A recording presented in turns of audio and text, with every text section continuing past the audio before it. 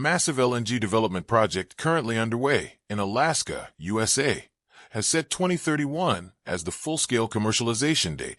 Attention is being paid to whether Asian countries, including Korea, will participate and whether this will affect future trade negotiations between Korea and the U.S. The Alaska LNG Project underway in Alaska, USA. This project is a massive energy infrastructure project that the U.S. energy industry has been preparing for a long time. With a total project cost of $42 billion. In a recent interview with CNBC, Duval, CEO of the US Glenfarn Group, the main developer, said that the project has already been approved and is aiming for commercial operation in 2031. The specific structure is as follows. $12 billion will be invested in the construction of a 1,287 kilometers gas pipeline from Alaska's North Slope in the north to Cook Inlet in the south, $10 billion in a gas processing plant, and $20 billion in an LNG plant that liquefies gas. CEO Duval predicted that the final investment decision for the pipeline construction will be made within 6 to 12 months, and that construction of the LNG plant will begin by the end of next year. The entire project is targeted to be completed in about 4.5 years.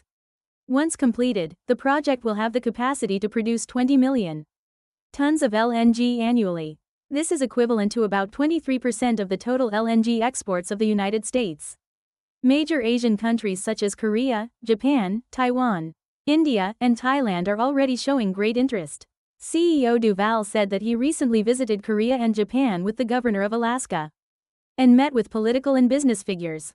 It is reported that Korean and Japanese companies have inquired about the possibility of financial support through the National Development Bank.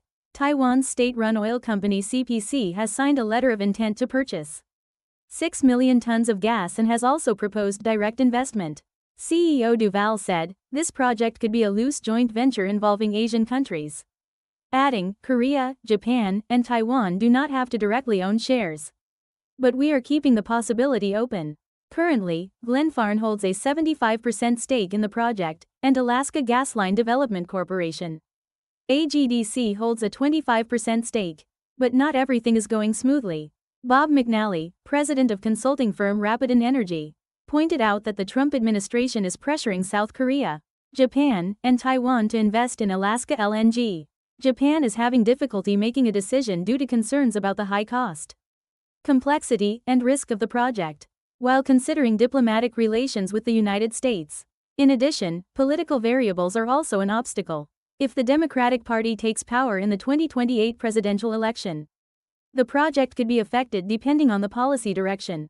Alex Munton, global gas and LNG manager at Rapidan, also pointed out that the existing supply lines in the Middle East could be more stable and attractive, and the Alaska LNG project could go over budget during the process. Nevertheless, there is analysis that the United States is showing its will to expand its LNG supply influence in the Asian market through this project, and that it could also be utilized in trade negotiations with allies such as South Korea.